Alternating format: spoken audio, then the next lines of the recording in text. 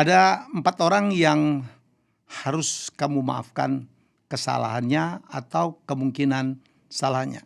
Kenapa saya sampaikan ini? Agar hidup kita itu tidak punya beban di sini. Guys, sekarang ini produk Cina ada di mana-mana menyerbu, bukan saja Indonesia tapi ke seluruh dunia. Untuk Anda yang ingin kemudian mungkin mengimpor atau bahkan mengekspor, tidak saja ke China tapi ke negara-negara lain, harus belajar dong ilmunya. Jadi ikutin kursus yang bernama Berani Ekspor dan Impor, termasuk produk-produk dari Cina, dan kita juga bisa mengekspor ke China. Mereka banyak sekali juga butuh produk-produk dari kita ya. Untuk yang mau ikut, silakan scan QR code ini atau klik link yang ada di video ini.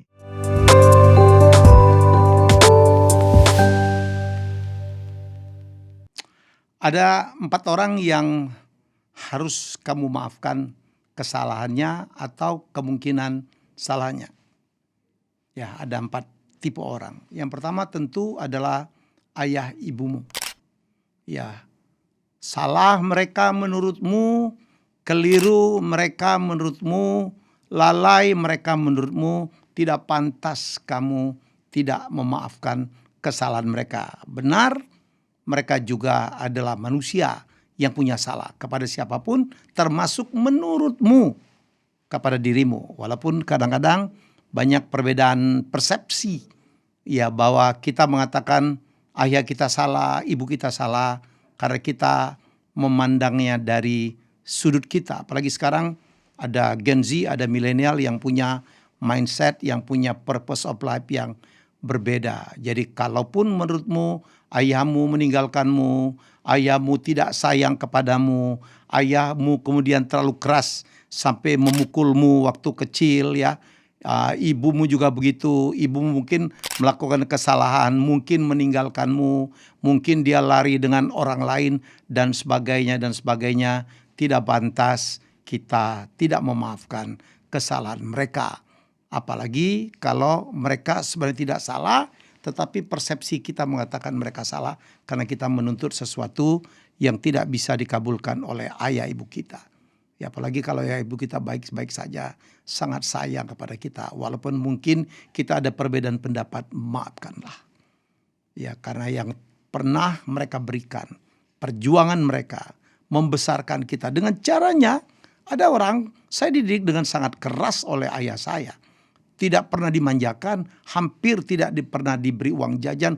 Marah saya dulu waktu saya kuliah di STAN, kiriman uang bulanan sangat terlambat, padahal saya tahu itu adalah uang saya. Saya waktu SMA banyak sekali punya uang. Saya ngajar, saya menang kejuaraan, saya tipkan ayah saya. Saya tahu uang saya itu, dan bapak saya, ayah saya almarhum, terlambat mengirimkannya karena mungkin terpakai di dia jualan kacamata bekas itu. Ya, saya sempat marah, saya nulis surat gitu, protes kepada ayah, itu kan uang saya. Waktu ayah saya meninggal, ya tahun 82, dan kemudian ya saya ikut penguburannya. Saya udah waktu itu tingkat 2 di STAN, sudah mulai terima gaji. Jadi ayah saya itu meninggal tepat pada saat saya terima rapelan gaji pegawai negeri Capek 2A di tingkat 2 Sekolah Tinggi Akuntansi Negara. Saya cari surat itu. Saya menangis. Kenapa? Saya lihat surat itu juga basah atau bleber gitu, ininya tintanya. Saya tahu mungkin ayah saya membaca menangis. Dia tidak menyangka anak bungsunya segitu agak kasar ya kata-kata saya, karena saya merasa itu uang saya. Saya pikir saya betul dong, uang saya titipkan, tetapi kemudian kok saya minta untuk kepentingan saya, ayah tidak kasih. Wah, saya tanya ibu saya, ini surat. Ibu saya bilang, iya Mi, dulu bakmu itu sampai nyari-nyari utangan gak dapat untuk mengirim saya. Masya Allah. Untuk kesalahan-kesalahan seperti itu yang kita pikir kita benar, padahal ayah kita juga lebih benar. Ya, kalaupun menurutmu dia salah, seperti dulu anggapan saya terhadap ayah saya, maafkanlah. Ya. Jadi kita tidak boleh tidak memaafkan ayah dan ibu. Begitu juga ibu. Kadang-kadang karena kepahitan hidupnya, karena persoalannya, dia mungkin quote-unquote menelantarkan kita atau kurang dalam memberikan asupan kepada kita. Tipe orang kedua yang harus kita maafkan adalah orang yang pernah bersama kita, mungkin teman hidup, mungkin suami, mungkin istri yang kemudian sudah putus. Ya, apapun yang terjadi, bagaimana putusnya, apapun penyebabnya, maafkanlah.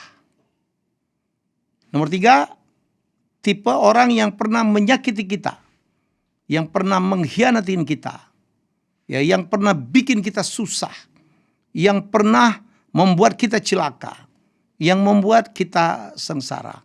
Maafkanlah. Nomor 4, siapakah manusia, orang yang harus kita maafkan? Untuk tipe yang keempat, maafkanlah dirimu.